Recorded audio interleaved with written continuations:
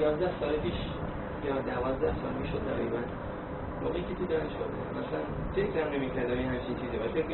فکر می‌کردم مثلا چربی خونم بالا رفته. یه دفعه نصف بدنم از کار افتاد. اصلا می‌بخشید شما چی کار می‌کنید؟ من بعد از اینکه درس دانشگاه تموم شد این کاری درس دانشگاه چی هم هستم؟ فیزیک یعنی چه کاری کنم؟ مثلا فیزیک درس می‌دادم بعد استاد فیزیک. بله کارشناسی. بعد اون دیگه در حال کار آزاد. چیزی که خیلی یعنی مهم به مردم داره اینه که من تقریبا سال اول که میشد سال شمسی در واقع سال شمسی سال 12 سال پیش من سال 78 موقعی که دانشجو بودم یه دفعه نصف بدنم افتاد. بعد یه سال که من عمل جراحی شدم و در واقع مشکل عمل جراحی سر اینه که مردم نمیدونن عمل جراحی قلب و عمل جراحی سر مشکلش اینه که زمان زیادی میبره تا اون نفر شفا پیدا بکنه در واقع مثل اول بشه حتی جای بقیه هست ولی نمیدونن جا مثل اینجا هست که بدون نیاز به یه عمل جراحی میشه شفا پیدا کنه. مشکل اینه مردم اینو نمیدونن در واقع فکر میکنن فقط یه مریضی‌های درونی میشه اینجا. نه اتفاقا کلی مریضی‌هایی که بدونن و ندونن اینجا شفا پیدا کنه. حتی میبخشید استاد محمد آخر فحصات هنا شما یعنی آخر فحصات آخرین به اصطلاح این هستش در واقع اشعه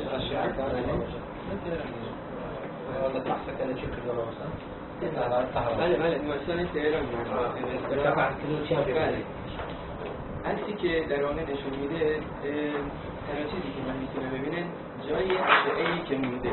بله اون جای اشعه‌ای که مونده. بله یعنی در واقع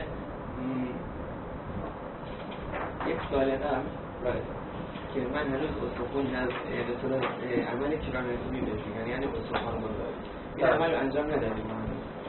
بله بعد اینکه عمل رو انجام دادم اون استخوان رو گذاشتم من فقط به خاطر اینجا استخوان رو گذاشتم. یعنی مطمئن نبودم که آدمی هستم که دوباره همون آدم مثلا 12 سال قبلم. نه اون موقعی که اومدم اینجا بعد رفتم یه سی تی اسکن و ام آر آی و ام آر بی که کلا عروق خونی سر رو نشون میده. چی گفت دکتر؟ والا تنها چیزی که میتونم بگم مونده بودن که چی شده چرا و من فقط میتونستم بگم خدا و قرآن والا چی بگم الله بارك الله فيك. طبعا ازابي كانوا في الدنيا مش بارك بارك الله فيك. طبعا دكتور كان غلط عن سير وكاتسون شعب بيته او نخرج قتل قليل لسنه هذه استاذ ربما ما مستعد كل السلام عليكم. ان شاء الله انت خلاص ذاك زلمنا ان شاء الله.